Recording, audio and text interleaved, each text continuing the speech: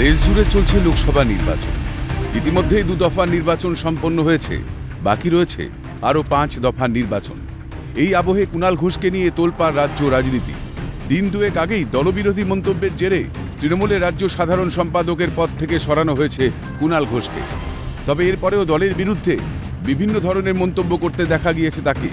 এমনকি দলের সিদ্ধান্তের সমালোচনাও শোনা গিয়েছে তার গলায়। জানিয়ে অস্বস্তিতে পড়েছে বাংলা শাসক দল। এই পরিস্থিতিতে কুণালের মানভঞ্জনে আসরে নামল তৃণমূল নেতৃত্ব। শনিবার সকালে কুণাল ঘোষকে সঙ্গে নিয়ে জরুরি বৈঠকে বসে তৃণমূল কংগ্রেস নেতৃত্ব। ডেরেক ওব্রায়েনের বাড়ি লাগোয়া দপ্তরেই সেই বৈঠক হয় বলে সূত্রের খবর। এর আগে কুণাল ঘোষকে নিজের গাড়িতে করে ডেরেকের বাড়িতে নিয়ে যান ব্রাত্য বসু। সেখানেই এই 3 নেতার মধ্যে বৈঠক হয়। মুখ্যমন্ত্রী মমতা বন্দ্যোপাধ্যায়ের নির্দেশেই এই জরুরি বৈঠক বলে সূত্রের খবর। বৈঠক থেকে বেরিয়ে গান ধরেন কুণাল ঘোষ। তবে পদ ফিরিয়ে দেওয়া হচ্ছে কিনা সে বিষয়টি স্পষ্ট করেননি কুণাল বা ব্রাত্য কেউই।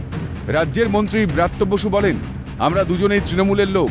আরেকজন তৃণমূলের লোকের বাড়িতে এসেছিলাম নির্বাচন নিয়ে কথা বলতে। দুজন তৃণমূলের লোক, আরেকজন তৃণমূলের লোকের বাড়ি এসেছি নির্বাচন নিয়ে কথা বলতে। এখানে এটার মধ্যে অস্বাভাবিকতা নেই। আর কি কথা হলো সেটা তো আমি মিডিয়ায় বলবো না, আমাদের ভেতরে কথাবার্তা। আমি তো সমস্যা জানি না কি সমস্যা।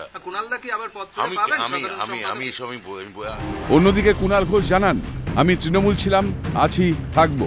বারবার যেটা বলে এসেছি, আমি তৃণমূল কংগ্রেসে ছিলাম, আছি এবং থাকবো।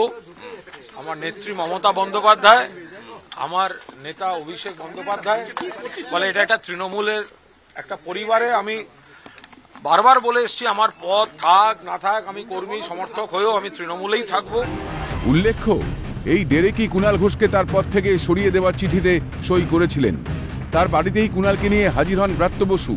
তবে এই বৈঠকে আদৌ জট খুলল কিনা তা স্পষ্ট হয়নি। ক্যামেরায় সুরজিৎ প্রামাণিকের সঙ্গে মাফিজুল ইসলাম ও খালিদ জামালের রিপোর্ট, ক্যালকাটা নিউজ।